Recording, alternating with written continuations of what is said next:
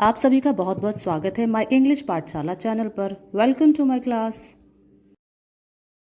Pre board और board exam में 15 दिन का टाइम लेने वाले रिवीजन को हम मात्र 1 घंटा 30 मिनट में करेंगे, वो भी एनिमेशन की हेल्प से, जिससे याद करना आसान होगा और आप बहुत अच्छे मार्क्स ला सकते हैं। इस वीडियो में हम बीहाइव के इन चैप्टर को स्टडी करेंगे। A letter to God, Nelson Mandela, 2 stories about the flying, from the diary of Anne Frank, glimpses of India, madam right the bird, sermon at Benares, proposal. तो चलिए शुरू करते हैं। Nelson Mandela, a long walk to freedom. इस chapter को अच्छे से समझने के लिए पहले हम नेल्सन मंडेला के बारे में जान लेते हैं। नेल्सन मंडेला साउथ अफ्रीका के प्रथम ब्लैक राष्ट्रपति थे, जिन्होंने अपार्टाइड सिस्टम के खिलाफ अभियान चलाया था। अपार्टाइड सिस्टम यानी रंग भेद की नीति। सरकार द्वारा एक ऐसी व्यवस्था समाज में लागू की गई थी जिसमें हर एक सुविधा रंगों के आधार पर बटी हुई थी। बस स्टॉप हो या पब्लिक टॉयलेट, हर एक सार्वजनिक स्थल पर गोरे लोगों को सबसे अच्छी, वहीं काले लोगों को सबसे खराब सुविधा दी जाती थी। काले और गोरे लोगों के रहने के स्थान भी अलग अलग थे। काले लोगों को गोरे लोगों के इलाके में बिना परमिशन के प्रवेश नहीं दिया जाता था। काले लोगों को वोटिंग राइट भी नहीं दिया गया था। इस सब को देखकर नेल्सन मंडेला ने इस रंग भेद की नीति के खिलाफ आवाज उठाना शुरू किया। धीरे धीरे लोग उनसे जुड़ते गए। बाद में नेल्सन मंडेला ने अफ्रीकन नेशनल कांग्रेस पार्टी को ज्वाइन किया और ये इस पार्टी के सचिव भी बने और अपने अभियान को तेज किया। सरकार ने उन्हें मजदूरों को भड़काने के अपराध में देशद्रोही घोषित कर दिया और उन्हें उम्र कैद की सजा सुना दी गई। लेकिन उन्होंने हिम्मत नहीं हारी। जेल में भी अपनी लड़ाई जारी रखी और लोगों को प्रेरित करते रहे। काफी समय बाद साउथ अफ्रीका में सरकार बदली और उदारवादी नेता WF क्लार्क राष्ट्रपति बने, जिन्होंने काले लोगों के संघर्ष को देखते हुए उनके सभी प्रतिबंधों को हटा दिया और नेल्सन मंडेला और उनके साथियों को जेल से रिहाई मिल गई। 1994 में चुनाव होता है देश में, जिसमें ब्लैक लोगों को भी वोटिंग राइट दिया जाता है और नेल्सन मंडेला ने चुनाव लड़ा, जिसमें उनकी पार्टी 400 में से 252 सीट जीत गई।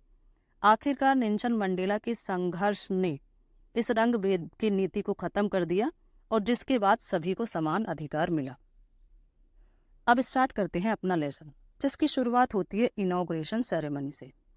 10th में 1994 को प्रिटोरिया में यूनियन बिल्डिंग के MP थिएटर में इस सेरेमनी का आयोजन किया जाता है, जिसमें पूरे वर्ल्ड से 140 देशों से भी अधिक देशों के लीडर्स और डेलीगेट्स में प्रतिभाग करते हैं। सबसे पहले mister de Klerk second deputy president के पद पर शपथ लेते हैं।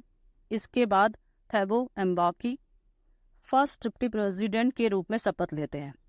इन दोनों के बाद नेल्सन मंडेला जी साउथ अफ्रीका के प्रेसिडेंट के पद पर शपथ लेते हैं और वो अपनी स्पीच में कहते हैं, मैं नेल्सन मंडेला संविधान का पालन करूंगा और मैं स्वयं को इस गणतंत्र व इसके लोगों की भलाई के लिए समर्पित करूंगा। हम सभी अतिथियों का स्वागत करते हैं जो यहाँ पर आए हैं। और वो आगे कहते हैं कि हमें एक ऐसे समाज का निर्माण करना है, स्वस्थ समाज की संरचना करनी है, जिसके लिए हमें अपने देश को गरीबी, अभाव, दुख व लिंग भेद की बेड़ियों से मुक्त करना है। अंत में वे ईश्वर से प्रार्थना करते हैं कि ईश्वर साउथ अफ्रीका को आशीर्वाद दे। तभी अचानक एक तेज ध्वनि होती है। आकाश में आर्मी के जेट और हेलीकॉप्टर का एक अद्भुत प्रदर्शन होता है, जो इस नई सरकार के प्रति आर्मी की लॉयल्टी यानी वफादारी का प्रतीक था। इससे पहले साउथ अफ्रीका की आर्मी व पुलिस के हाईएस्ट जनरल नेल्सन मंडेला को सल्यूट करने आते हैं, जिन्हें देखकर नेल्सन मंडेला सोचते हैं कि आज तो ये लोग मुझे सल्यूट कर रहे हैं, लेकिन कुछ साल पहले इन्होंने मुझे सल्यूट करने के स्थान पर अरेस्ट किया था। इसके बाद 2 नेशनल एंथम गाए जाते हैं। एक था कौसी, जो व्हाइट लोगों का नेशनल सॉन्ग था, और दूसरा था जो ब्लैक लोग गा रहे थे, पुराना रिपब्लिक सॉन्ग, जिसको बोला जाता है डाई स्टीम। नेल्सन मंडेला कहते हैं कि आज भले ही दोनों में से किसी भी ग्रुप को इन दोनों ही एंथम की लिरिक नहीं पता हो, लेकिन वो शीघ्र ही इसे सीख जाएंगे। और इसके बाद नेल्सन मंडेला इस हिस्ट्री को याद करते हैं कि अपार्थाइड सिस्टम कैसे शुरू हुआ, कब शुरू हुआ। तो 20वीं सदी के प्रारंभ में जब बोरबार शुरू हुआ था, यानी मेरे जन्म से पहले, ये रंग भेद की नीति स्टार्ट हो गई थी और धीरे धीरे पूरे देश में ये लागू हो गई। इस सिस्टम को खत्म करने के लिए हजारों लोगों ने संघर्ष किया और अनेकों बलिदान दिए। और अब 20वीं शताब्दी के एंड में जाकर ये रंग भेद की नीति का अंत हो पाया है। इस रंग भेद की नीति ने काले लोगों के मन पर बहुत ही गहरे घाव छोड़े हैं, जिसको भरने में शायद थोड़ा टाइम लग जाएगा। लेकिन इन सब के बीच में एक अच्छी बात ये हुई है कि हमें कुछ ऐसे महान नायक मिले हैं जिन्होंने समाज में एक नई क्रांति की जोत जलाई और समाज को एक नई दिशा दी।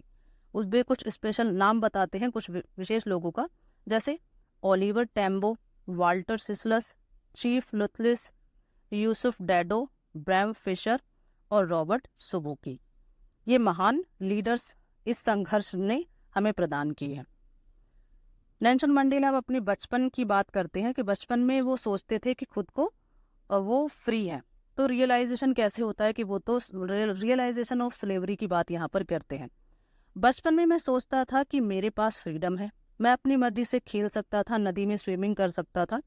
लेकिन जैसे जैसे मैं बड़ा हुआ मैंने जाना कि मेरी जो आज़ादी है वो तो बहुत पहले ही छीन ली गई है। पहले तो मैं केवल खुद के लिए आज़ादी चाहता था, जैसे रात में बाहर सोने की, अपनी मनपसंद किताबें पढ़ने की आज़ादी, जहाँ मन चाहे वहाँ घूमने की आज़ादी। पर बाद में मुझे एहसास हुआ कि ये आज़ादी तो सभी को चाहिए, चाहे मेरे भाई बहन हो या मेरी जाति के लोग। फिर इस आज़ादी को प्राप्त करने के लिए संघर्ष शुरू होता है, और जिसमें मेरे जैसा एक कानून को पसंद करने वाला व्यक्ति, कानून तोड़ने वाला, और एक भयभीत व्यक्ति, साहसी व्यक्ति बन जाता है। अब हम चैप्टर के कुछ मेन पॉइंट्स को पढ़ेंगे जो बीच बीच में इंपॉर्टेंट पॉइंट्स आते हैं। जैसे इसमें है ट्विन ऑब्लिगेशन, एक फैमिली के प्रति और दूसरी देश के प्रति। तो नेल्सन मंडेला खुद को बटा हुआ महसूस करते हैं परिवार और देश की जिम्मेदारी के बीच।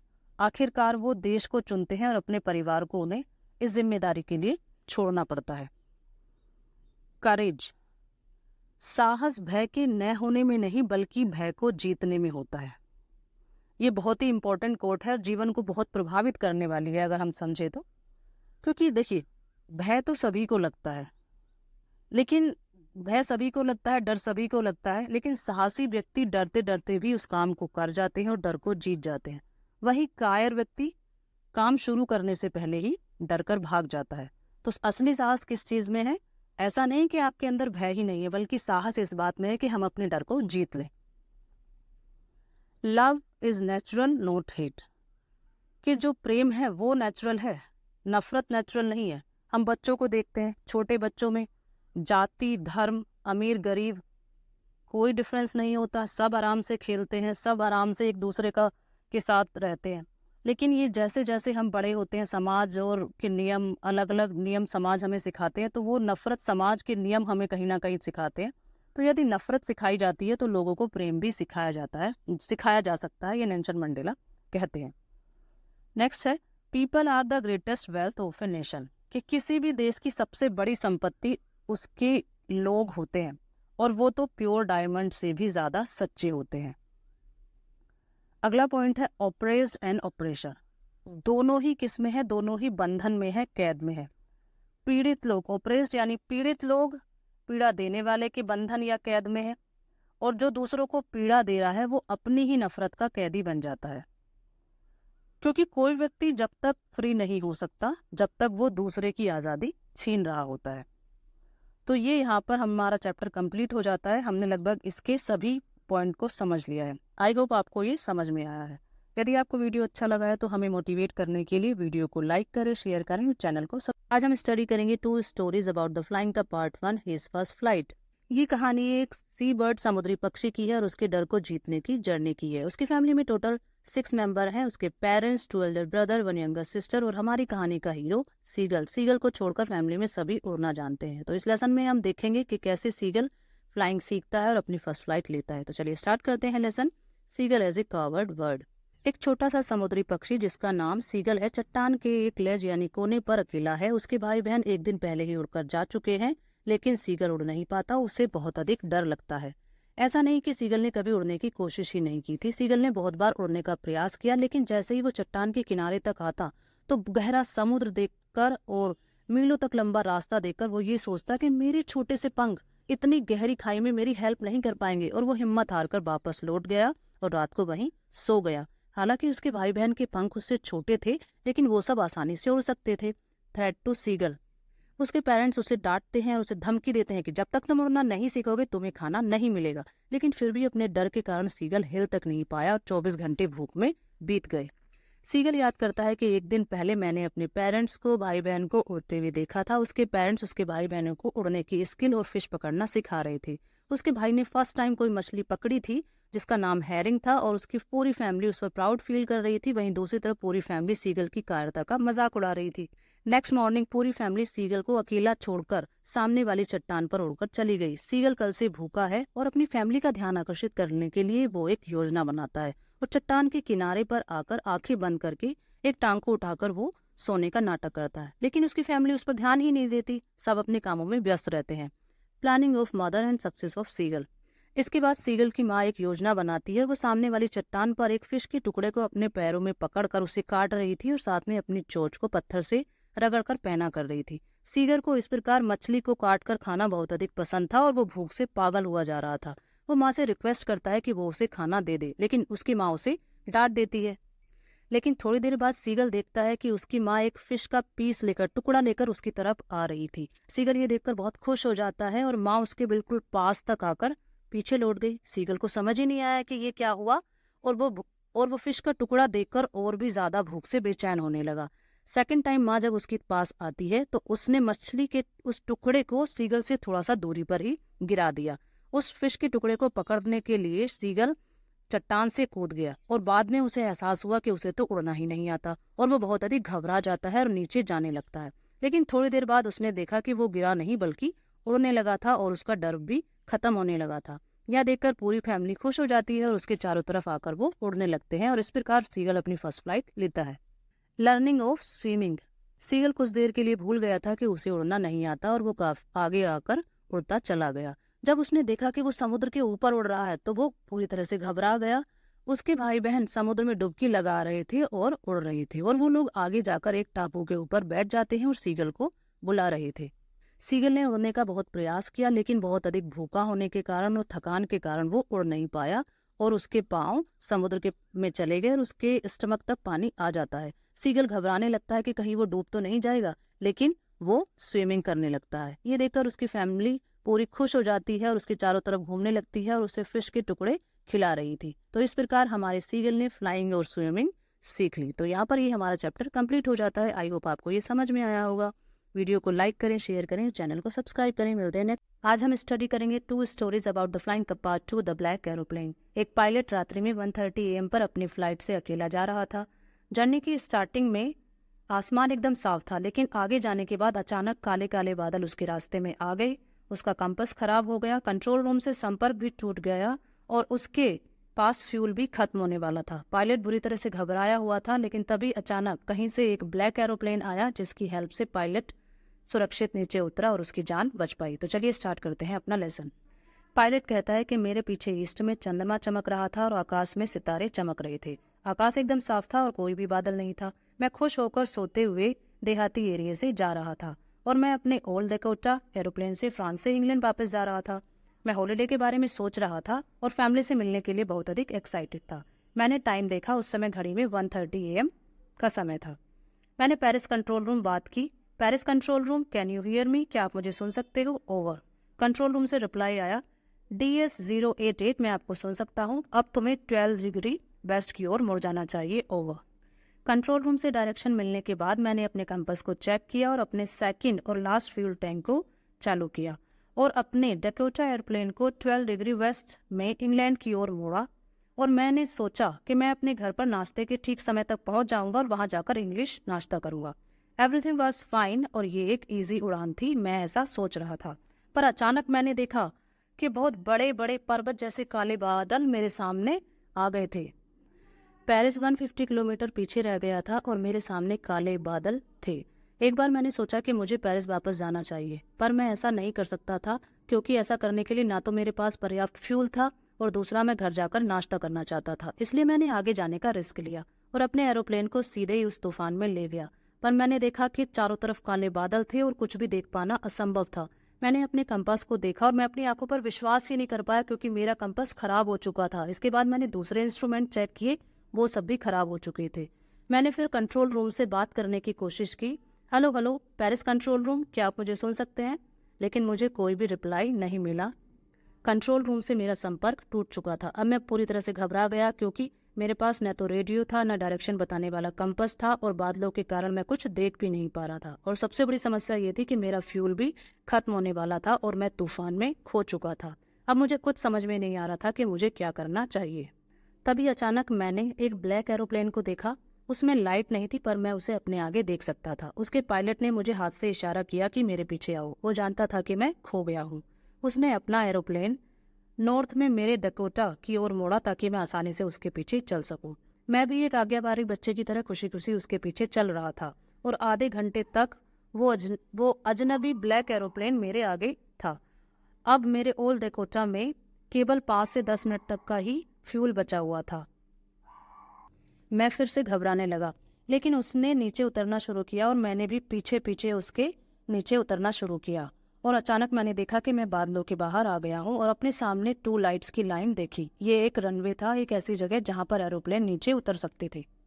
अब मैं पूरी तरह से सुरक्षित था और मैंने मुड़कर अपने उस फ्रेंड को देखने की कोशिश की जिसने मेरी जान बचाई थी।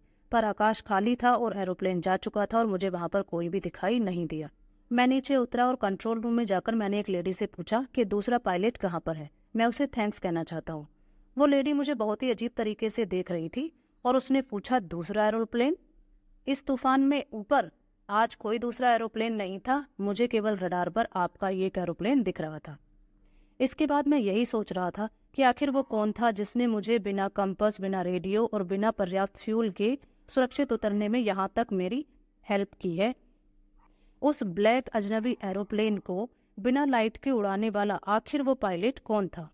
पायलट यही सोचता रहता है, और इसी क्वेश्चन के साथ हमारा ये चैप्टर कंप्लीट हो जाता है। आई होप आपको ये समझ में आया होगा। यदि वीडियो हेल्प आज हम स्टडी करेंगे from the diary of Anne Frank. ये लेसन एक 13 साल की लड़की की डायरी के बारे में है, जो एक डायरी को अपना बेस्ट फ्रेंड बनाती है और ये सोचकर डायरी लिखना स्टार्ट करती है कि कोई भी एक 13 साल की लड़की की डायरी में इंटरेस्ट नहीं लेगा। पर ये डायरी इतनी अधिक फेमस हुई कि इसको वर्ल्ड की अनेकों लैंग्वेज में ट्रांसलेट किया गया है और आज ये विश्व की सबसे ज्यादा पढ़े जाने वाली बुक्स में से एक है। लेसन स्टार्ट करने से पहले हम इसके कुछ इंपॉर्टेंट पॉइंट्स के बारे में जान लेते हैं। एनी एक जर्मन लड़की थी। वर्ल्ड वार सेकेंड के समय जर्मनी पर हिटलर की सत्ता थी। हिटलर सभी जूइश लोगों को मारना चाहता था। एनी की फैमिली भी जूइश थी और अपनी जान बचाने के लिए एनी की फैमिली एम्स्टर्डम में चली गई, और जहां पर वो लगभग 2 साल तक छिप कर रही। लेकिन आखिरकार उन्हें पकड़ लिया गया और उन्हें कंसंट्रेशन कैंप में भेज दिया गया, जहां पर पहले एनी की बहन मार्गरेट की डेथ हो गई और कुछ समय बाद एनी की भी टाइफाइड के कारण डेथ हो गई। युद्ध खत्म होने के बाद केवल एनी के फादर ही जीवित बचे थे, और जब वो घर एम्स्टर्डम वापस लौटे तो उन्हें एनी की डायरी मिली और उन्होंने इस यूनिक सी डायरी को इंग्लिश लैंग्वेज में पब्लिश करवाया। तो चलिए स्टार्ट करते हैं अपना लेसन। एनी कहती है कि मेरे जैसे व्यक्ति के लिए डायरी लिखना एक बहुत ही विचित्र अनुभव है। मैंने इससे पहले कभी कुछ नहीं लिखा, पर मुझे ऐसा लगता है कि कोई भी 13 साल की स्कूल जाने वाली लड़की के विचारों में इंटरेस्ट नहीं लेगा। पर इससे कोई फर्क नहीं पड़ता, मैं तो बस लिखना चाहती हूँ और अपने हृदय के विचारों को, भावों को प्रकट करना चाहती हूँ। Why she wrote a diary. Anne ने डायरी लिखने के 2 मुख्य कारण बताए। Number 1, paper has more patience than man. Anne कहती है कि पेपर में मनुष्य से अधिक सहनशीलता होती है और किसी भी व्यक्ति में इतना धीरज नहीं होता जितना कि पेपर में। क्योंकि अगर हम किसी व्यक्ति को अपनी कहानी बताएं, अपनी फीलिंग्स बताएं, तो वो कुछ समय बाद ही बोर होने लगता है और हो सकता है वो हमारी बातों में इंटरेस्ट ना ले। पर पेपर के साथ ऐसा बिल्कुल नहीं होता। हम पेपर में चाहे जितना भी और अपनी सभी भावनाओं को खुलकर व्यक्त कर सकते हैं। और दूसरा कारण ये है कि I have no best friend. पर ऐसा मत समझना कि मेरे पास लोगों की कमी है। मेरे पास एक लविंग फैमिली है, मदर, फादर, सिस्टर और ग्रैंड मदर है, और लगभग 30 लोग ऐसे हैं जिन्हें मैं अपना फ्रेंड कह सकती हूँ। पर लेकिन कोई भी मेरा बेस्ट फ्रेंड नहीं है, उनके साथ मैं अपनी फीलिंग शेयर नहीं कर सकती, और इसलिए मैं अपनी डायरी को ही अपना बेस्ट फ्रेंड बनाना चाहती हूँ और मैं उसे किट्टी नाम दूंगी। एनी अपनी फैमिली के ब्रीफ इंट्रोडक्शन से डायरी लिखना स्टार्ट करती है।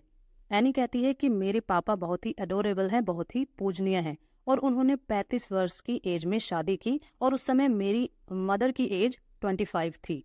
मेरी बहन मार्गरेट का जन्म 1926 में जर्मनी के फ्रैंकफर्ट में हुआ।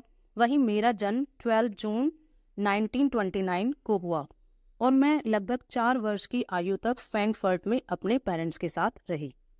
1933 में मेरे माता पिता हॉलैंड में चले गए और मैं और मार्गरेट दादी माँ के साथ रहने के लिए आंकन में चले गए। मेरी बहन मार्गरेट दिसंबर में हॉलैंड गई और मैं फरवरी में हॉलैंड चली गई। वहाँ पर मैंने एक मॉन्टेसरी नर्सरी स्कूल में एडमिशन लिया और वहाँ 6 वर्ष की आयु तक मैं वहाँ रही। मेरे स्कूल की हेड मिस्ट्रेस मिसेस क्विपरिस मुझे बहुत ही पसंद करती थी और जब मैंने वो स्कूल छोड़ा तो हम दोनों की ही आंखों में आंसू थे। 1941 के समर सीजन में दादी माँ बीमार हो गई और उनका ऑपरेशन करवाना पड़ा, इसलिए मेरा जन्मदिन बिना किसी उत्सव के ही गुजरा। दादी माँ की डेथ जनवरी 1942 में हो गई और कोई नहीं जानता कि मैं उनके बारे में कितना सोचती हूँ और अब भी उन्हें प्रेम करती हूँ। 1942 में मेरा बर्थडे का फंक्शन मनाया गया और उसमें एक कैंडल हमने दादी के लिए भी जलाई। हम सभी का स्वास्थ्य भी अच्छा है तथा इसके साथ मैं आज की डेट 20 जून 1942 पर आती हूँ। Scene of a classroom. Anne अपनी डियरेस्ट फ्रेंड किटी को बताती है, डियरेस्ट किटी, हमारी पूरी क्लास भय और घबराहट से कांप रही थी क्योंकि आज हमारा रिजल्ट आने वाला था। सभी अपने रिजल्ट को लेकर चिंतित है। आधी क्लास शर्त लगा रही है कि कौन पास होगा और कौन फेल। जीएन और मैं पीछे के 2 लड़के सीएन और जैक्स की मूर्खता पर हंस रहे थे क्योंकि इस शर्त में उन्होंने अपनी पूरी छुट्टियों की सेविंग को दाव पर लगाने का जोखिम उठाया था। एन को अपनी और अपनी फ्रेंड के बारे में कोई चिंता नहीं है सिवाय मैथ विषय को छोड़कर। मिस्टर किजिंग मैथ के टीचर हैं और एन कहती है कि हमारे स्कूल में टोटल 9 टीचर हैं जिसमें से 7 मेल हैं और 2 फीमेल हैं। मेरी सभी टीचर्स के साथ अच्छी बनती है और सभी मुझे लाइक करते हैं सिवाय मिस्टर किजिंग को छोड़कर। मिस्टर किजिंग एन के ज्यादा बोलने की आदत के कारण उससे नाराज रहते हैं और उसे पनिशमेंट के तौर पर चैटर बॉक्स विषय पर एस्से लिखने के लिए देते हैं। एन सोचने लगती है कि आखिर वो इस विषय पर क्या लिखेगी। वो टॉपिक को अपनी नोटबुक में लिख लेती है और घर जाकर होमवर्क करने के बाद इस विषय पर काफी सोचती है और काफी लॉजिकल तरीके से ऐसे लिखती है कि जिससे मिस्टर किजिंग भी सोचने के लिए मजबूर हो जाते हैं। अपने 3 पेज के ऐसे में एनी लिखती है कि बोलना तो एक स्टूडेंट की स्पेशल क्वालिटी है, पर हाँ मैं इसे कंट्रोल करने का प्रयास अवश्य करूंगी, लेकिन मैं अपनी इस आदत को पूरी तरह से छोड़ नहीं पाऊंगी। एनी आगे कहती है कि बोलना तो मेरी इनहेरिटेड ट्रेट है, पैतृक गुण है, और मेरी माँ भी यदि अधिक नहीं तो इतना ही बोलती है जितना कि मैं, और आप अपने विरासत में मिले हुए गुणों के बारे में अधिक कुछ नहीं कर सकते। मिस्टर किजिंग इस ऐसे को पढ़कर हंसने लगते हैं, पर जब मैंने नेक्स्ट क्लास में फिर से बोलना शुरू किया तो उन्होंने मुझे एक और विषय पर ऐसे लिखने के लिए दे दिया। इस ऐसे का टॉपिक था एन इनकॉरिजिबल चैटरबॉक, एक ऐसा बातूनी जिसे सुधारा ना जा सके, और मैंने ये ऐसे भी सर को लिखकर दे दिया। मिस्टर किजिंग ने पूरे 2 चैप्टर तक मुझे कुछ नहीं कहा, पर जब मैंने तीसरे चैप्टर में भी बोलना बंद नहीं किया तो इस बार फिर से पनिशमेंट के तौर पर उन्होंने मुझे एक और ऐसे लिखने के लिए दिया। इस बार का टॉपिक था quack quack quack sad mister chatterbox. ये टॉपिक सुनकर पूरी क्लास हंसने लगती है और यहाँ तक कि हमारी एन भी अपनी हंसी को कंट्रोल नहीं कर पाती। पर एन ये सोचने लगती है कि मैं इस विषय पर आखिर अब क्या लिखूंगी, क्योंकि चैटरबॉक्स विषय पर लिखने की अपनी कुशलता और तर्क तो मैं पहले ही खो चुकी हूँ, समाप्त कर चुकी हूँ। अब मुझे समझ नहीं आ रहा था कि मैं इस विषय पर क्या लिखूं, पर मेरी फ्रेंड इसमें हेल्प करती है और मेरी फ्रेंड सैनी ने मुझे एक सुझाव दिया कि क्यों ना इस बार मैं इस ऐसे को पोइट्री के फॉर्म में लिखूं, जिसे सुनकर मैं खुशी से उछल पड़ी। मिस्टर किजिंग मेरे साथ एक हास्यात्मक विषय के साथ मजाक करने का प्रयत्न कर रहे थे, पर मैंने ये सुनिश्चित किया कि मजाक मेरे साथ नहीं बल्कि उनके साथ ही हो। मैंने एक ब्यूटीफुल सी पोयम लिखी। वह पोयम एक मदर डक, फादर स्वान और उनके 3 बच्चों के बारे में थी। उनके 3 बच्चों को उनके पिता ने इस कारण से मार दिया क्योंकि वो बहुत ज्यादा बोलते थे, बहुत ज्यादा क्वैक क्वैक करते थे। एन कहती है कि सौभाग्य से मिस्टर किजिंग ने मेरे मजाक को तुरंत ही समझ लिया और उन्होंने इस पोयम में अपने कुछ शब्दों को ऐड करके इस पोयम को पहले मेरी क्लास में सुनाया और फिर बाकी की दूसरी कक्षाओं में भी सुनाया। एन ने कहा कि तब से अब तक मुझे क्लास में बोलने की अनुमति है और मुझे कोई भी फालतू का होमवर्क भी नहीं दिया जाता। इसके विपरीत मिस्टर किजिंग आजकल सदैव मजाक के मूड में रहते हैं। तुम्हारी एनी। यहाँ पर ये हमारा चैप्टर। आप सभी का बहुत बहुत स्वागत है माय इंग्लिश पाठशाला चैनल पर। Welcome to my class. आज हम ग्लिम्पसेस ऑफ इंडिया को स्टडी करेंगे। इसमें 3 पार्ट है। इस वीडियो में हम इसके part first baker from Goa को स्टडी करेंगे, जिसके राइटर हैं लुसियो रॉड्रिगस। बेकर को गोवा की सोसाइटी में एक बहुत ही इंपॉर्टेंट हिस्सा माना जाता है और इस पार्ट में राइटर एक ऐसे ही बेकर की कहानी हमें बता रहे हैं जो उनके बचपन में उनके एरिया में आया करता था। चैप्टर की शुरुआत करते हुए राइटर कहते हैं कि हमारे एल्डर्स आज भी पुर्तगालियों के शासनकाल को याद किया करते हैं। गोवा में लोप्स ऑफ ब्रेड बहुत फेमस है। उसको खाने वाले बेशक आज ना हो, लेकिन उनके बनाने वालों को आज भी वहां पर देखा जाता है। पिता भले आज जीवित ना हो, पर उनके बेटे आज भी अपने फैमिली बिजनेस को चला रहे हैं।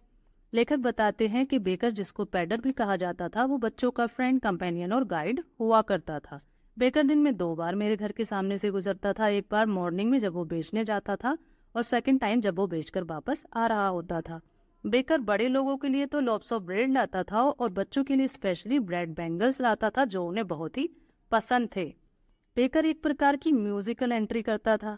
एक हाथ से वो अपनी टोकरी को संभालता था और दूसरे हाथ से वो बैम्बू यानी बांस से जिंगलिंग का साउंड करते हुए आता था, जिसे सुनकर बच्चे सभी नींद से उठ जाते थे और दौड़कर उसके पास आ जाते थे। बेकर सबसे पहले जो घरों की मेड सर्वेंट्स होती थी उन्हें लॉप्स ऑफ ब्रेड देता था और तब तक जो बच्चे हैं वो चारों तरफ से उसके बास्केट में देखने का प्रयास करते रहते थे। राइटर बताते हैं कि बच्चे ब्रेड बैंगल्स को बिना ब्रश किए ही खा लेते थे और वो सोचते थे कि अब कौन आम की टहनी तोड़ेगा और उससे दातून करेगा। और वैसे भी शेर तो टाइगर तो कभी ब्रश नहीं करता और गर्म चाय से तो वैसे भी सारे जो दांत हैं वो खुद ही साफ हो जाएंगे। आगे राइटर बेकर की इम्पोर्टेंस के बारे में बताते हैं कि प्रत्येक गांव के लिए बेकर और उसकी भट्टी का होना बहुत ही आवश्यक था। मैरिज का फंक्शन बॉल नामक जो स्वीट ब्रेड होती थी उसके बिना अधूरा ही माना जाता था। बेटी की एंगेजमेंट में घर की सभी लेडीज सैंडविच जरूर बनाती थी और केक को तो क्रिसमस व अन्य सभी फेस्टिवल का एक अनिवार्य हिस्सा माना जाता था। बेकर एक विशेष प्रकार की ड्रेस पहनता था जिसे कवाई कहा जाता है। ये एक प्रकार का लॉन्ग फ्रॉक जैसा हुआ करता था। राइटर कहते हैं कि मेरे चाइल्डहुड में जो बेकर है वो शर्ट और ट्राउजर पहना करता था और आज भी यदि इस प्रकार की पैंट कोई व्यक्ति पहन लेता है तो लोग उसे कहते हैं कि इसने बेकर जैसी ही ड्रेस पहन रखी है।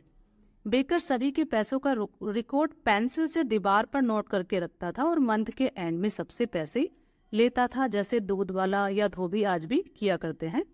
राइटर के अनुसार उस समय जो बेकिंग प्रोफेशन था बहुत ही प्रॉफिटेबल हुआ करता था और वो ऐसा इसलिए कहते हैं क्योंकि उसकी फैमिली और सर्वेंट काफी हैप्पी और प्रोस्पर रहते थे। और बेकर खुद भी बहुत प्लम्पी यानी कि मोटा हुआ करता था और एक अच्छा लाइफस्टाइल फॉलो करता था।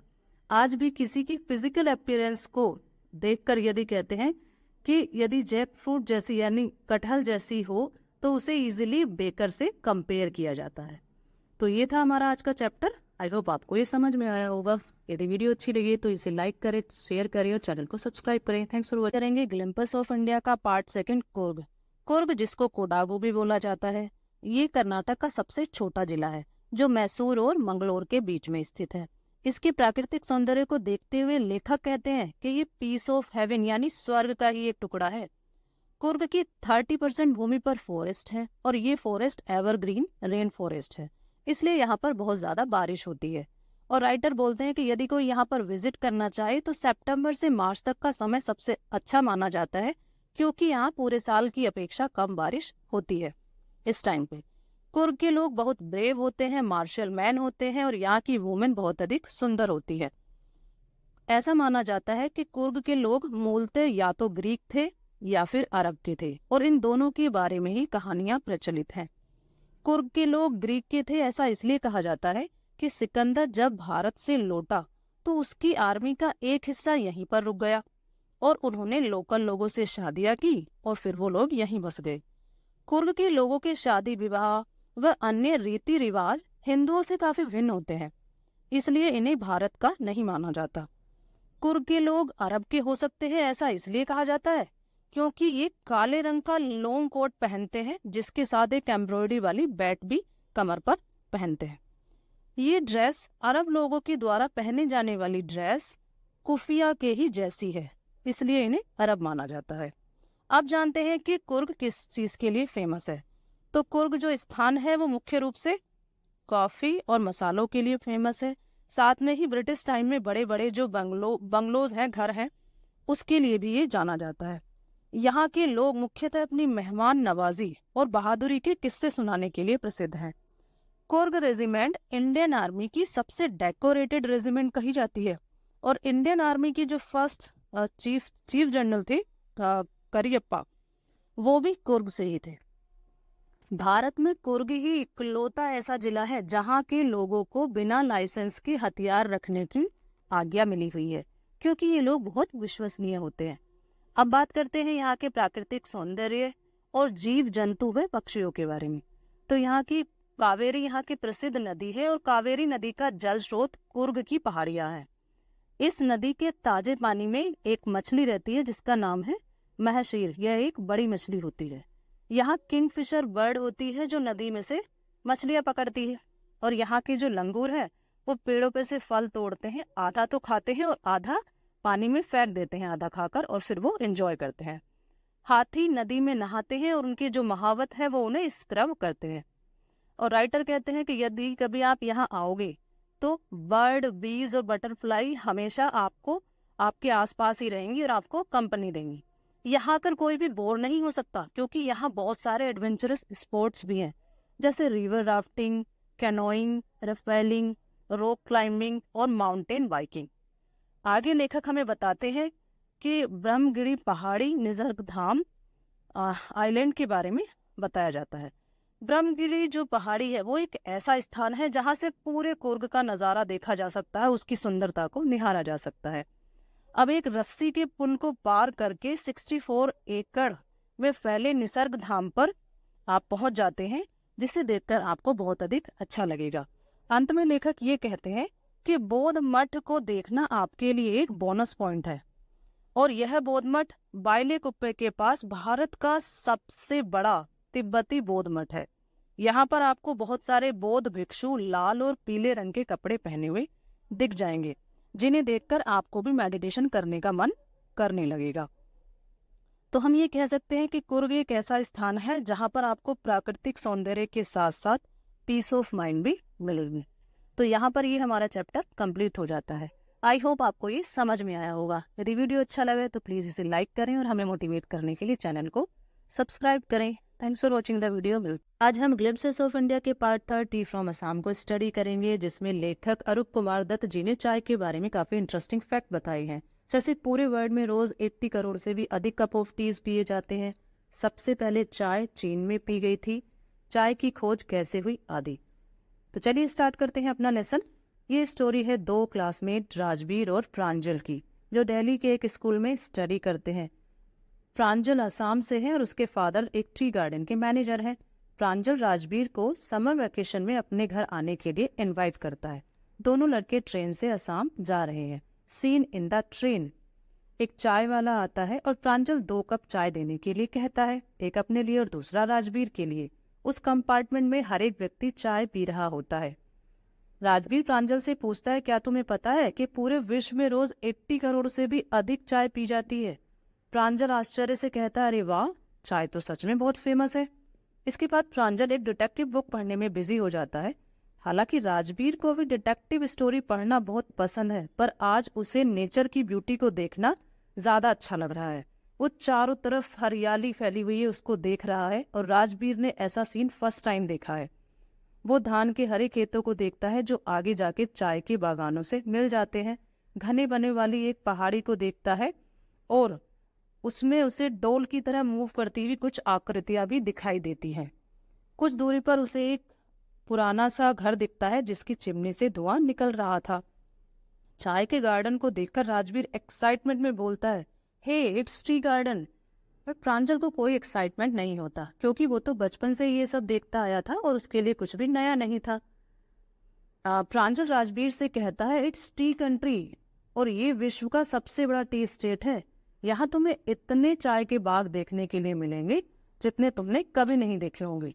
2 stories about the discovery of tea. Rajbir Pranjal को बताता है कि मैंने चाय के बारे में काफी स्टडी किया है। ये कोई नहीं जानता कि चाय की खोज किसने की थी, लेकिन इसके बारे में 2 स्टोरीज बहुत ज्यादा फेमस है। एक चाइनीज एम्परर की स्टोरी है और सेकंड इंडियन लेजेंड है, इंडियन कहानी है। प्रांजल कहता है कि बताइए कहानी क्या है। एक चाइना के एम्परर को पानी उबाल कर पीने की आदत थी। एक दिन जब पानी उबल रहा था तो पेड़ की कुछ पत्तियां उस पानी में आकर गिर जाती हैं और पानी के साथ उबल जाती हैं, जिससे पानी काफी स्वादिष्ट हो जाता है, टेस्टी हो जाता है। और ऐसा कहा जाता है कि वो चाय की ही पत्तियां थी। सेकंड स्टोरी, दूसरी स्टोरी है बोधिधर्मा नाम के एक बौद्ध भिक्षु की, जिसने अपनी आईलिड को काट दिया था क्योंकि मेडिटेशन करते समय उन्हें काफी नींद आती थी। और ऐसा कहा जाता है कि उन आईलिड से 10 पौधे उगे और जब इन पौधों की पत्तियों को पानी में उबालकर पिया गया तो उससे नींद खत्म हो जाती थी। आगे राजवीर चाय के बारे में कुछ और फैक्ट बताता है। जैसे 2700 BC में चाय पहली बार चाइना में पी गई थी और चाय व चीनी जैसे जो वर्ड्स हैं वो चीन से ही आए हैं। यूरोप में चाय 16वीं सेंचुरी में पहुंची और उस समय लोग इसे मेडिसिन के रूप में ही पीते थे। Train stop at Mariana junction. दोनों लड़के अपना सामान उठाते हैं और ट्रेन से उतरते हैं, जहां पर प्रांजल के पेरेंट्स उनका वेट कर रही थी। वे सभी एक कार में बैठकर डेकियावरी टी गार्डन की तरफ चल पड़ते हैं। रोड के दोनों तरफ काफी एकड़ तक चाय के बाग फैले हुए हैं और जहां पर काफी सारे लोग ग्रुप में चाय की पत्तियां तोड़ने का काम कर रहे हैं, जिन्होंने पीछे बास्केट लगाई हुई है और प्लास्टिक का एप्रन भी पहना हुआ है। प्रांजल की फादर चाय की पत्तियों से भरे हुए एक ट्रैक्टर को रास्ता देने के लिए अपनी कार को धीरे कर लेते हैं। राजवीर प्रांजल के फादर से कहता है कि मिस्टर बरेउ, क्या ये टी का सेकंड फ्लैश है जो मई से लेकर जुलाई तक चलता है और इसी से दुनिया की सबसे बेस्ट टी बनती है। प्रांजल के फादर आश्चर्यचकित होकर बोलते हैं, लगता है तुमने अपना होमवर्क काफी अच्छे से किया है। यहाँ आने से पहले तुम चाय के बारे में काफी स्टडी करके आए हो। राजवीर कहता है, जी अंकल, पर मैं यहाँ आकर भी और भी काफी चीजें जानना चाहता हूँ। तो ये चैप्टर हमारा यहाँ पर कंप्लीट हो जाता है। यदि आपको ये वीडियो हेल्पफुल रहा है तो please like, share and subscribe. आज हम स्टडी करेंगे मैडम राइड द बस। ये स्टोरी एक 8 साल की बच्ची की है जो बस में ट्रैवल करना चाहती है और अपनी पॉकेट मनी से टिकट के लिए पैसे कलेक्ट करती है। बहुत दिनों तक प्लानिंग करने के बाद एक दिन अपनी डिजायर को पूरा कर लेती है। तो चलिए without wasting the time start करते हैं अपना लेसन। बल्ली एक 8 साल की लड़की है जिसका पूरा नाम है पलिया माई। वो हमेशा न्यू चीजों को जानने के लिए बहुत अधिक एक्साइटेड रहती है। उसका फेवरेट पास टाइम है घर के गेट पर खड़ी होकर गली में हो रही एक्टिविटी को देखना। पर उसके लिए सबसे ज्यादा इंटरेस्टिंग चीज थी बस, जो उसके गांव और टाउन के बीच में चलती थी। हर बार बस में नए पैसेंजर का होना बल्ली के लिए कभी ना खत्म होने वाली खुशी का सोर्स था। रोज रोज लोगों को बस में आते जाते देखकर बल्ली के मन में भी बस में राइड करने की डिजायर उत्पन्न होती है और धीरे धीरे ये डिजायर बहुत ही ज्यादा स्ट्रांग होती चली जाती है। यदि बल्ली का कोई फ्रेंड अपनी बस राइडिंग के बारे में बताता तो वो बहुत ज्यादा जेलियस फील करती थी और प्राउड प्राउड कह के वहां से चली जाती थी। हालांकि ना तो बल्ली को ना ही उसके दोस्तों को प्राउड वर्ड का मीनिंग पता था, लेकिन वो इस वर्ड को असहमति व्यक्त करने के लिए प्रयोग करते थे। गेटिंग इन्फॉर्मेशन अबाउट बस राइडिंग। बल्ली बस यात्रा के लिए कई दिनों और महीनों तक यात्रा के बारे में जानकारी इकट्ठा करती है। इसके लिए पड़ोसियों की बातों को ध्यान से सुनती है जो नियमित रूप से बस से यात्रा किया करते थे, और वो उन लोगों से कुछ क्वेश्चन भी पूछा करती है और इस प्रकार यात्रा के बारे में वो सारी डिटेल पता कर लेती है। जैसे उसके गांव से टाउन की दूरी 6 माइल है, बस से टाउन तक का किराया 30 पैसे है और शहर तक की यात्रा में 40 मिनट का समय लगता है। टाउन से वापस गांव आने के लिए फिर से 30 पैसे का किराया देना होता है। Saving money. बस यात्रा की जानकारी जुटाने के बाद अब बल्ली को टिकट के लिए पैसे इकट्ठे करने थे। इसके लिए बल्ली ने हर एक कॉइन को बचाया और अपनी छोटी छोटी इच्छाओं जैसे टॉयज, पिपरमेंट, बलून खरीदने की डिजायर को कंट्रोल किया था। इस प्रकार बल्ली ने 60 पैसे कलेक्ट कर लिए। पर यह सब उसके लिए आसान नहीं था, विशेष रूप से मेले वाले दिन जब उसने अपनी झूले पर बैठने की डिजायर को कंट्रोल किया था। Planning to travel alone. पैसे कलेक्ट करने के बाद अगली समस्या थी माँ को पता चले बिना बस की यात्रा अकेले करके आना। इसके लिए बल्ली ने दोपहर का समय चुना क्योंकि दोपहर के समय में माँ खाना खाकर सो जाती थी और 4 बजे तक वो सोती थी। बल्ली सोचती है कि वो 1 o'clock पर घर से निकलेगी और 2:40 तक वापस आ जाएगी और इस प्रकार किसी को पता नहीं चलेगा। डे ऑफ बस riding and activity in the bus. आखिरकार एक दिन बल्ली दोपहर में अपनी बस यात्रा के लिए निकल पड़ती है और वो जोर से चिल्लाकर बोलती है, बस को रोको, रोको बस को। कंडक्टर बाहर देखता है और उसे एक छोटी सी बच्ची दिखती है और वो उससे पूछता है, क्या तुम्हें सच में जाना है? बल्ली ने कहा, हाँ मुझे जाना है और ये है मेरे पैसे। कंडक्टर ने बस में चढ़ने के लिए अपना हाथ दिया, लेकिन बल्ली ने कहा, मुझे किसी की हेल्प नहीं चाहिए, मैं खुद बस में चढ़ सकती हूँ। कंडक्टर थोड़ा मजाक करने का शौकीन था और वो कहता है, ओ प्लीज मैडम, नाराज मत होइए मेरी अच्छी मैडम, सभी लोग साइड हो जाइए और मैडम को आगे जाने का रास्ता दीजिए। उस समय बस में केवल 6 या 7 ही पैसेंजर थे जो कंडक्टर के साथ हंस रहे थे। बन्नी थोड़ा शर्माकर आगे जाकर सीट पर बैठ जाती है। ये एक न्यू बस थी जो बहुत ही साइन कर रही थी, जिसकी सीट सॉफ्ट और आरामदायक थी। कंडक्टर ने स्माइल करते हुए बल्ली से पूछा, क्या अब हम चल सकते हैं मैडम? और इस प्रकार बस आगे बढ़ने लगती है। बल्ली बहुत ज्यादा एक्साइटेड है और बाहर के नज़ारों का वो आनंद लेना चाहती है, पर उसे सीट पर बैठकर कुछ भी अच्छे से नहीं दिख रहा था, इसलिए वो सीट पर खड़ी हो जाती है और बाहर के दृश्यों को देखने लगती है। रोड के एक तरफ नहर थी और जिसके आगे काफी खेत थे, दूसरी तरफ गहरी खाई थी और चारों तरफ हरियाली ही हरियाली थी। अचानक एक ओल्ड मैन ने कहा, सुनो बच्ची, तुम्हें खड़े नहीं होना चाहिए, तुम बैठ जाओ। पर बल्ली नाराज हो जाती है और बोलती है, यहाँ पर कोई भी बच्चा नहीं है, मैंने प्रत्येक पैसेंजर की भांति 30 पैसे दिए हैं। कंडक्टर ने कहा, ओ सर, ये बड़ी लेडी है और क्या आप सोचते हैं कि कोई बच्ची स्वयं अपना किराया दे सकती है? बल्ली ने गुस्से से कंडक्टर से कहा, मैं मैडम नहीं हूँ, प्लीज याद रखें, और तुमने अभी तक मेरा टिकट भी नहीं दिया है।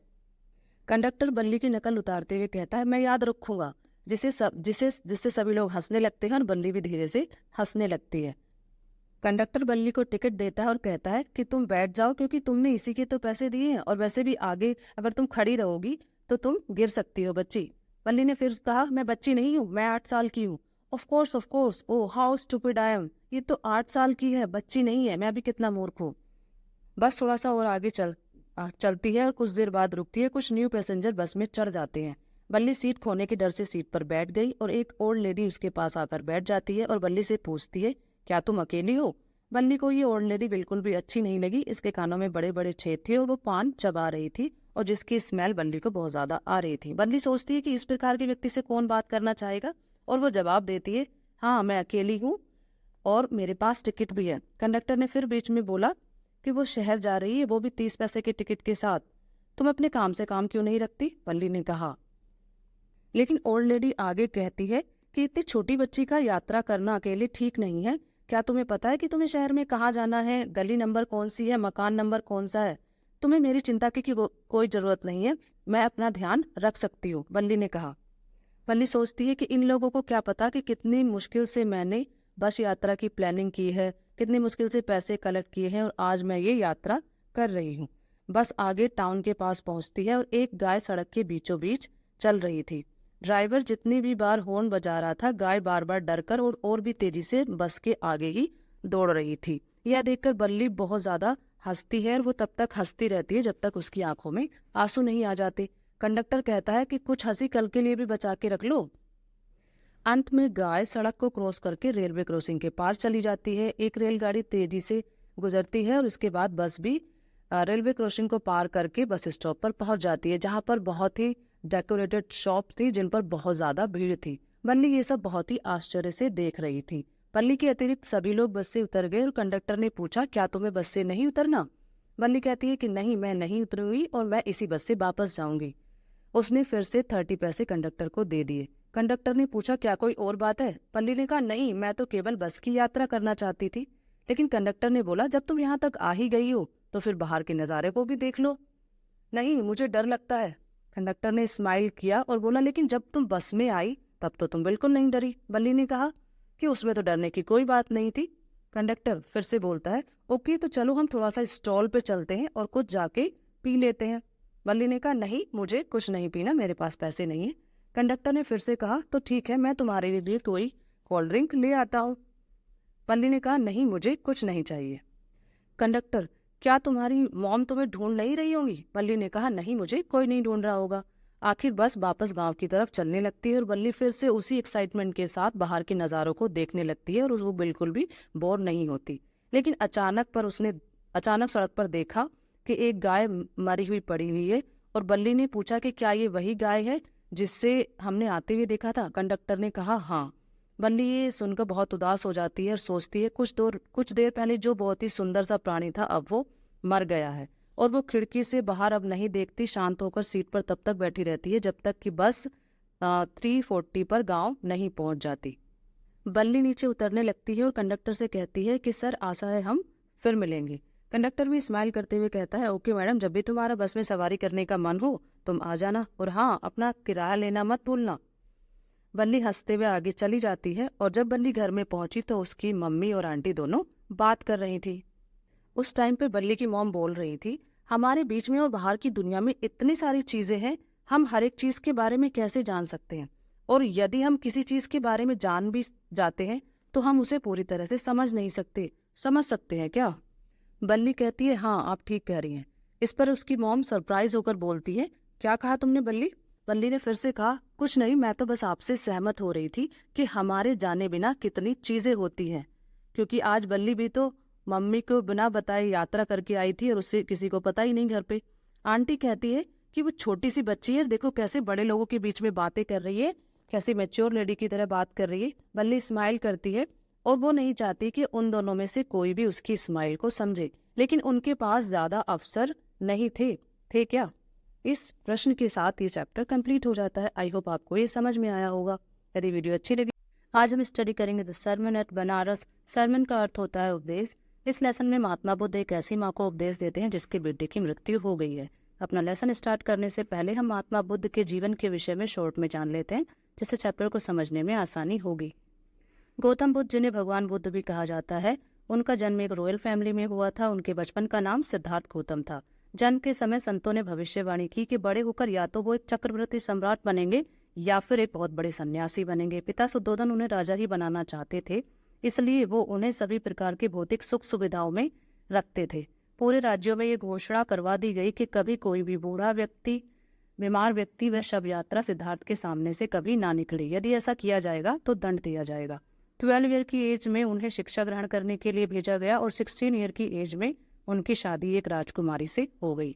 10 वर्ष सुखपूर्वक बीत गए और उनके घर एक पुत्र का जन्म भी हुआ। एक दिन सिद्धार्थ अपने महल से बाहर जा रहे थे तो पहली बार उन्होंने एक बूढ़े व्यक्ति, बीमार व्यक्ति और एक शव यात्रा को जाते हुए देखा, और उन्होंने अपने सारथी से पूछा कि ये बुढ़ापा क्या होता है, बीमारी क्या होती है और मृत्यु क्या होती है। सारथी ने कहा कि ये जीवन का सत्य है और प्रत्येक मनुष्य को इन अवस्थाओं से गुजरना होता है और अंत में उसकी मृत्यु हो जाती है, कोई भी इससे बच नहीं सकता। ये जानकर सिद्धार्थ के अंदर वैराग्य उत्पन्न होता है और वो थोड़ा सा आगे चलते हैं जहाँ पर उन्हें गेरुए वस्त्र में एक साधु दिखता है। सिद्धार्थ ने पूछा कि ये कौन है और क्या कर रहा है। सारथी कहते हैं कि ये साधु है जो मुक्ति की खोज में है, जिसके बाद व्यक्ति सभी प्रकार के दुखों से छूट जाता है। ये देखकर सिद्धार्थ महल वापस आ जाते हैं और ऐसा कहा जाता है कि उसी रात सिद्धार्थ ने घर छोड़ दिया और वो मुक्ति की खोज में निकल पड़े। 7 ईयर्स तक वो ज्ञान की प्राप्ति के लिए भटकते रहे और एक दिन सिद्धार्थ ने ये प्रतिज्ञा की कि मैं तब तक इस वृक्ष के नीचे से नहीं उठूंगा जब तक मुझे ज्ञान की प्राप्ति नहीं हो जाती। 7वें दिन उन्हें ज्ञान की प्राप्ति हुई और जिस पेड़ के नीचे उन्हें ज्ञान प्राप्त हुआ उसका नाम बोधि वृक्ष रखा गया। ट्री ऑफ विजडम कहा जाता है उसे। सिद्धार्थ को बोध प्राप्त होने के बाद बुद्ध कहा जाने लगा। बुद्ध ने अपने ज्ञान का उपदेश देना शुरू किया और उन्होंने अपना प्रथम उपदेश बनारस में दिया, जो गंगा नदी के किनारे पर बसा हुआ है। अब शुरू करते हैं अपना लेसन। ये कहानी एक दुखी माता की है जिसका नाम किसा गौतमी है। उसके इकलौते पुत्र की मृत्यु हो गई है और वो सभी पड़ोसियों के पास जाकर दवाई पूछती है जिससे उसका बेटा ठीक हो जाए। लोग कहते हैं कि वो बेटे के मृत्यु के गम में पागल हो गई है। अंत में उसे एक ऐसा व्यक्ति मिला जो उससे कहता है कि मेरे पास दवाई तो नहीं है, पर मैं तुम्हें एक ऐसे व्यक्ति को बता सकता हूँ जो तुम्हारे बेटे के लिए दवाई दे सकता है। किस्सा ने कहा कि वो कौन है। वो उस पर्सन ने कहा कि तुम साक्य मुनि के पास जाओ। किस्सा गौतमी ने भगवान बुद्ध से जाकर कहा कि भगवान मुझे वो दवाई दे दीजिए जिससे मेरा बेटा ठीक हो जाए। बुद्ध कहते हैं कि तुम मुझे एक मुट्ठी सरसों के दाने ला कर दो, और शर्त यह है कि वो दाने ऐसे घर से होने चाहिए जिसके घर में कभी किसी प्रियजन की, पिता पुत्र माँ बाप आदि की मृत्यु ना हुई हो। गौतमी सभी लोगों के घर पर गई। लोग उस पर दया खाकर सरसों के दाने दे रहे थे, पर जब वो उनसे पूछती कि क्या आपके घर में कभी किसी प्रियजन की मृत्यु हुई है, तो वो सभी उत्तर देते एक नहीं अनेकों की मृत्यु हुई है, पर तुम हमें हमारे दुखों की याद मत दिलाओ। गौतमी को ऐसा कोई भी घर नहीं मिला जहाँ पर कभी किसी की मृत्यु नहीं हुई हो। अंत में थक हार कर और निराश होकर वो रास्ते के किनारे पर बैठ जाती है और प्रकाश को बार बार जलते हुए और बुझते हुए देखती है। अंत में चारों तरफ अंधकार फैल जाता है और वो मनुष्य की मृत्यु के बारे में विचार करने लगती है। और फिर उसे ये ज्ञान होता है कि मृत्यु तो सभी के लिए है और मैं अपने दुख में कितनी स्वार्थी हूँ। इसके बाद वो भगवान बुद्ध के पास जाती है और भगवान बुद्ध उसे उपदेश देते हैं। ये जीवन क्षणिक और नश्वर है। ऐसा कोई भी उपाय नहीं है जिससे मृत्यु से बचा जा सके। मौत ही जीवन का सत्य है। जिस प्रकार पका हुआ फल वृक्ष से गिर जाता है और कुम्हार द्वारा बनाए गए मिट्टी के बर्तन टूट जाते हैं, उसी प्रकार मृत्यु ही जीवन का अंत है। ना तो कोई पिता अपने पुत्र को बचा सकता है और न ही कोई भाई बंधु अपने रिश्तेदारों को बचा सकता है। एक एक करके सभी मर जाते हैं। ये जानकर बुद्धिमान लोग शोक नहीं करते। रोने से मन को शांति नहीं मिलती, बल्कि दुख और भी बढ़ जाता है। रो रो कर व्यक्ति खुद को कमजोर व बीमार कर लेता है। लेकिन जो लोग मर जाते हैं वो तो कभी किसी के लिए नहीं रोते। जो व्यक्ति शांति की खोज करना चाहते हैं उन्हें शोक व शिकायत और दुखों से बाहर निकलना चाहिए। जो व्यक्ति सभी दुखों को जीत लेगा वो दुखों से मुक्त होकर धन्य हो जाएगा। यहाँ पर ये हमारा चैप्टर एंड हो जाता है। अब हम स्टडी करेंगे प्रपोजल चैप्टर को। इस कहानी का हीरो आया तो था मैरिज का प्रपोजल लेकर, पर वो पूरा टाइम झगड़ा ही करता रहता है। तो चलिए पढ़ते हैं और जानते हैं आखिर किस बात पर झगड़ा होता है और क्या ये शादी हो पाएगी या नहीं। पर सबसे पहले जान लेते हैं इसके मेन कैरेक्टर्स के बारे में। स्टीफन चुम्बकोज ये एक लैंडलॉर्ड यानी जमींदार है। नतालिया चुम्बकोज की बेटी है जो 25 साल की है। इवान लेवोन ये चुम्बकोज के पड़ोसी हैं जो 35 साल के हो गए हैं और ये शादी का प्रपोजल लेकर आए हैं। इस वन एक्ट प्ले की सेटिंग चुम्बकोज के ड्राइंग रूम में दिखाई गई है। तो चलिए शुरू करते हैं अपनी कहानी। लेमोव एक बहुत अच्छी ड्रेस में है। उसने व्हाइट ग्लव्स पहने हुए हैं। वो अंकल के ड्राइंग रूम में एंट्री करता है। चुम्बकोज उससे मिलने के लिए खड़े होते हैं और कहते हैं, मैं तुम्हें यहाँ देखकर बहुत ज्यादा खुश हूँ। कैसे हो तुम? लोमोज जी अंकल मैं ठीक हूँ, आप कैसे हैं? चुम्बकोज मेरे एंजल मैं भी ठीक हूँ, आओ बैठो। तुम तो जैसे हमें भूल ही गए। अपने पड़ोसियों को भूलना कोई अच्छी बात नहीं है। अच्छा हाँ ये बताओ, तुमने इवनिंग ड्रेस पहनी हुई है, क्या तुम कहीं जा रहे हो? लोमोव अरे नहीं अंकल, मैं तो बस आपसे ही मिलने आया था। चुम्बकोज पर तुम्हारी ड्रेस देखकर तो ये लग रहा है कि जैसे तुम किसी न्यू ईयर ईव पर जा रहे हो। लोमोज वो दरअसल बात ये है अंकल कि मैं आपसे कुछ मांगने आया हूँ। इससे पहले भी कई बार आपने मेरी हेल्प की है और मैं आपसे कैसे कहूँ, मैं बहुत ज्यादा एक्साइटेड हो रहा हूँ। मैं थोड़ा सा पानी पी लेता हूँ पहले। चुम्बकोज सोचने लगता है कि ये जरूर मुझसे पैसे उधार लेने आया होगा और इस बार तो मैं इसे बिल्कुल पैसे नहीं दूंगा। और फिर वो बोलता है, अरे डियर साफ साफ बोलो क्या बात है? लोमोज मैं माफी चाहता हूँ, मेरा मतलब है दरअसल मैं आपसे एक सहायता चाहता हूँ। मैं इसके लायक तो नहीं हूँ लेकिन फिर भी आप ही मेरी हेल्प कर सकते हो। चुम्बकोज अरे गोल गोल बातें मत करो, बता भी दो क्या बात है। लोमोज बात यह है कि मैं आपकी बेटी नतालिया से शादी करना चाहता हूँ और उसका हाथ मांगने आया हूँ। चुम्बकोज क्या सच में? एक बार फिर से कहो, मैंने ठीक से सुना नहीं। लोमोज जी अंकल मैं कह रहा था। और चुम्बकोज उसे बीच में ही रोकते हुए कहते हैं कि मैं बहुत ज्यादा खुश हूँ और वो लोमोव को गले लगा देते हैं। मैं कब से इस बात का इंतजार कर रहा था, मैं अभी नतालिया को बुलाऊंगा। पर क्या आपको लगता है कि वो सच में मान जाएगी? चुम्बकोज क्यों नहीं मानेगी, वो भी सहमत हो ही जाएगी। मैं अभी जाता हूँ और उसको बुला के लेके आता हूँ। अंकल अंदर चले जाते हैं और इस दौरान लोमोव सोचने लगता है कि इस ट्रू लव आदर्श जीवन साथी की खोज में मैंने अपना काफी समय गवा दिया है और मैं इससे ज्यादा नहीं गंवाना चाहता हूँ। वैसे भी नतालिया एक अच्छी लड़की है, एक अच्छी हाउस कीपर है, बदसूरत भी नहीं दिखती और काफी पढ़ी लिखी भी है। और मुझे इसके अलावा क्या ही चाहिए? और वहीं मैं हूँ, 35 साल का हो गया हूँ, मुझे दिल की बीमारी है, बात बात पे एक्साइटेड हो जाता हूँ, कांपने लगता हूँ और सोते समय मुझे झटके लगते हैं और मैं घबराकर आधी रात में ही बिस्तर से उठ जाता हूँ और ये होता ही रहता है।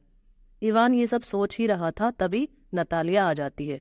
अरे इवान ये तुम हो? पर पापा ने तो कहा था कि कोई व्यापारी आया है। वैसे तुम मेरी ड्रेस को इग्नोर करना, एक्चुअली मैं किचन में मटर छीलने का काम कर रही थी इसलिए मैंने ये ड्रेस पहनी हुई है।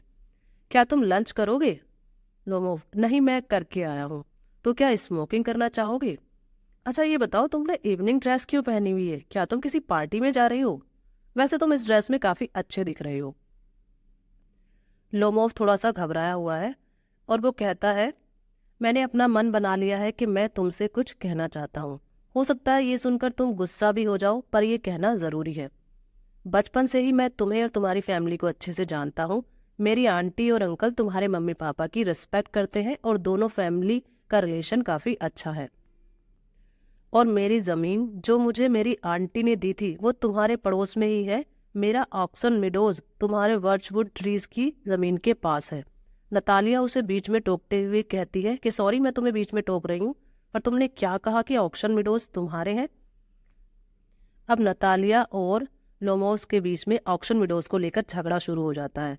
लोमोस का मानना है कि ऑक्सन मिडोज उसके हैं, वहीं नतालिया कहती है कि वो उसकी फैमिली के हैं और इस बात को लेकर एक लंबी बहस हो जाती है। इवान कहता है कि ऑक्सन मिडोज उसकी आंटी की ग्रैंडमदर ने नतालिया के पापा के ग्रैंडफादर्स के किसानों को दिया था, जिसके बदले में वो उसे ईंटें बनाकर दे। नतालिया, नहीं इवान, हमारे दादाजी ने जमीन के सभी झगड़ों को सुलझा दिया था और हिसाब एकदम फाइनल हो गया था और अब ये ऑक्सन मिडोज केवल हमारा है। लोमोज, नहीं ये ऑक्सन मिडोज हमारे हैं और मैं तुम्हें डॉक्यूमेंट भी दिखा सकता हूँ। नतालिया, तुम्हें ये सब मजाक लग रहा है ना? ये जमीन 300 सालों से हमारे पास है और अब तुम अचानक आकर ये बोल रहे हो कि ये तुम्हारा है। एक बात तुम ध्यान से सुन लो, ये ऑक्सन मिडोज मेरे लिए कोई ज्यादा मायने नहीं रखता। ये तो मात्र 300 रूबल का ही है, पर जो बात सबसे ज्यादा महत्वपूर्ण है वो ये कि तुम गलत कर रहे हो और मैं बिल्कुल भी गलत को बर्दाश्त नहीं करूंगी। इवान, नहीं नतालिया, ये हमारा है और मैं कह रहा हूं ना कि मेरी आंटी की ग्रैंडमदर ने तुम्हारे पापा के ग्रैंडफादर के किसानों को ये जमीन ईंटें बनाने के लिए दी थी। नतालिया, अगर तुम 2 दिन तक भी ये बात बोलते रहोगे तो भी मैं ये नहीं मानूंगी कि ये तुम्हारा है। ये हमारा है और हमारा ही है। इसी बीच नतालिया के फादर आ जाते हैं और वो पूछते हैं कि आखिर किस बात पर झगड़ा कर रहे हो? नतालिया, पापा अब आप ही इसे बताइए कि ऑक्सन मिडोज किसका है, इसका है या हमारा? अंकल बोलते हैं, ऑक्सन मिडोज तो हमारा ही है। लोमोज, नहीं अंकल, आप ये गलत कह रहे हैं, ये ऑक्सन मिडोज हमारे ही है जो मेरी आंटी की ग्रैंडमदर ने आपके ग्रैंडफादर के किसानों को दिया था, वो भी सिर्फ 40 सालों के लिए, और आप लोगों ने तो इसे अपना ही मान लिया। चुमकोस, सुनो बेटा, उस समय ये डिसाइड नहीं हुआ था कि ये जमीन तुम्हारी दादी की है या फिर हमारी, इसीलिए तो किसानों ने तुम्हारी आंटी की दादी को 1 भी रुपया नहीं दिया था। और ऐसे करते करते ये झगड़ा बहुत ज्यादा बढ़ गया और फिर अंकल ने लास्ट में बोला कि यदि तुम मुझसे इसी तरह से बहस करते रहोगे तो ये जमीन मैं तुम्हें तो नहीं दूंगा पर उन किसानों को ही दे दूंगा।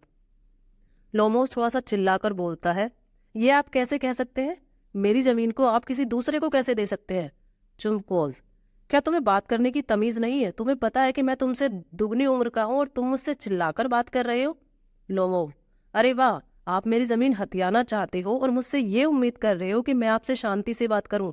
सुनिए, आप एक जमीन हथियाने वाले हो और मेरी जमीन को हथियाना चाहते हो। चुमकोस, क्या कहा तुमने? जमीन हथियाने वाला? नतालिया बोलती है, पापा आप अभी जल्दी से घास काटने वाली मशीन को ऑक्सन मिडोज में भेजो, वो जमीन केवल हमारी है। लोमोस कहता है कि मेरे रहते ये बिल्कुल नहीं हो सकता और मैं इस बात को कोर्ट तक लेके जाऊंगा। चुमकोस, मुझे तो पहले से ही संदेह था कि तुम यही चाहते हो। तुम तो कोर्ट में जाना ही चाहते थे ना। तुम और तुम्हारा परिवार सभी एक जैसे हैं, पूरा का पूरा खानदान पागल है। लोमोस, देखिए अंकल, आप ये गलत कर रहे हैं, आप फैमिली को बीच में मत लाइए। चुमकोस, क्यों ना लाऊं? तुम्हारा बाप एक नशेड़ी था, तुम्हारी छोटी आंटी एक आर्किटेक्ट के साथ भाग गई। अब इवान भी उसके फैमिली के बारे में कुछ भला बुरा बोलने लगता है। हाँ, आपकी माँ एक हम्प बैग थी। चुमकोस, तुम्हारा बाप एक नंबर का सट्टेबाज था। नतालिया भी कहती है कि तुम्हारी आंटी इस दुनिया की सबसे बड़ी चुगलखोर औरत है। और ये लोग काफी देर तक ऐसे ही बहस करते रहते हैं। इसी बीच इवान की तबीयत खराब होने लगती है और चुमकोस उसे घर से बाहर निकलने के लिए कहता है और बाप बेटी इवान के जाने के बाद भी उसको गालियां ही देते रहते हैं। और बातों बातों में चुमकोस कहता है कि ये भद्दा इंसान आया था मेरी बेटी को प्रपोज करने, चलो अच्छा ही हुआ ये चला गया। नतालिया ने जब ये सुना कि इवान उसे शादी के लिए प्रपोज करने आया था तो वो पापा से कहती है कि उसे बुला के लेके आओ। चुमकोस, क्या? अभी तो तुमने कहा था कि उसे घर से बाहर निकाल दो और ये सब झगड़ा तुम्हारी वजह से ही तो हुआ है। नतालिया, नहीं, ये सब आपकी वजह से हुआ है। अब दोनों बाप बेटी में एक छोटी सी बहस हो जाती है और आखिर अंकल अपनी बेटी के सामने हार मानते हुए बाहर चले जाते हैं और लोमोस को लेकर आते हैं और कहते हैं कि अब तुम ही उससे बात करना, मैं इन सबसे दूर ही रहना चाहता हूँ। इवान वापस आया तो नतालिया ने बात को संभालते हुए कहना शुरू किया कि इवान, मुझे याद आया कि ऑक्सन मिडोज तुम्हारे ही हैं। और उसने बात को बदलने के लिए पूछा कि तुम हंटिंग के लिए कब जाओगे? लोमो, हाँ, मैं सोच रहा हूँ कि फसल कटने के बाद ब्लैक कोक की हंटिंग के लिए चला जाऊंगा। पर मेरा डॉग गैस लंगड़ा हो गया है। नतालिया पूछती है, कैसे? लोमो, ये तो पता नहीं, शायद कहीं गिरा होगा या किसी डॉग ने उसे काट लिया होगा। पता है नतालिया, मेरा डॉग गैस दुनिया का सबसे बेस्ट शिकारी डॉग है और इसे मैंने केवल 125 रूबल में ही खरीदा था। नतालिया, लेकिन मुझे लगता है कि ये बहुत ज्यादा महंगा है, क्योंकि पापा ने तो स्क्वीजर को केवल 85 रूबल में ही खरीदा था और वो तुम्हारे गैस से तो बहुत ज्यादा बेहतर है। यहाँ तुम गलत कह रही हो नतालिया, तुम्हारा डॉग एक ओवरशूट डॉग है और ऐसे डॉग शिकार के लिए तो बहुत बेकार होते हैं, क्योंकि उनका नीचे वाला जबड़ा बहुत छोटा होता है। नतालिया, ओवरशूट, अब ये क्या है? ये तो मैंने पहली बार ही सुना है। मेरा डॉग तुम्हारे डॉग से बहुत ज्यादा अच्छा है और वो तुम्हारे गैस की तरह बूढ़ा और बदसूरत नहीं है। लोमो, हाँ वो थोड़ा बूढ़ा जरूर है, पर वो तुम्हारे स्क्वीजर से तो बहुत ज्यादा बेहतर है और तुम्हारे स्क्वीजर जैसे तो 5 कुत्ते भी मैं अपने गैस के बदले में नहीं लूंगा। तुम्हारे जैसा कुत्ता तो हर किसी के पास होता है। तभी नतालिया के पापा आ जाते हैं और वो पूछते हैं, अब क्या हुआ, आप किस बात पर झगड़ा कर रहे हो? नतालिया, पापा अब आप ही सच बताइए कि किसका कुत्ता ज्यादा बेहतर है, हमारा स्क्वीजर या फिर इसका डॉग? लोमो, हाँ अंकल, अब आप ही बताइए, क्या आपका डॉग एक ओवरशूट डॉग है या नहीं? और मेरे कुत्ते से तो उसकी कोई तुलना हो ही नहीं सकती, मेरा डॉग तो बेस्ट है। अंकल बोलते हैं, इससे क्या ही फर्क पड़ता है कि हमारा डॉग एक ओवरशूट डॉग है। तुम्हारे डॉग में कुछ अच्छी क्वालिटी है, पर वो बूढ़ा हो गया है और उसका मुंह भी छोटा है। और तुम्हारा गैस भी हंटिंग के लिए कोई बहुत अच्छा कुत्ता नहीं है। और अब इस बात को लेकर बहस होने लगती है कि किसका कुत्ता ज्यादा अच्छा है। इस बहस के दौरान ही इवान की तबीयत ज्यादा खराब हो जाती है और वो बेहोश होकर गिर जाता है। नतालिया परेशान हो जाती है और चिल्लाकर रोते हुए बोलती है कि वो मर रहा है, डॉक्टर डॉक्टर। नतालिया के पापा भी घबरा जाते हैं और उसे पानी पिलाने की कोशिश करते हैं, पर अचानक से इवान को होश आने लगता है और नतालिया और अंकल चुमकोस खुश हो जाते हैं कि कम से कम वो जिंदा तो है। लोमोस खड़ा हो जाता है और कहता है कि मेरे साथ क्या हुआ है और मुझे तारे क्यों दिख रहे हैं? तभी अचानक अंकल कहते हैं कि तुम जल्दी से शादी के लिए तैयार हो जाओ, नतालिया भी शादी के लिए तैयार है। और वो नतालिया का हाथ इवान के हाथ में देते हैं। नतालिया खुशी से कहती है कि मैं इस शादी के लिए तैयार हूँ। अंकल कहते हैं कि चलो, मेरे कंधों का बोझ कुछ कम हो गया और उन दोनों की शादी तय हो जाती है।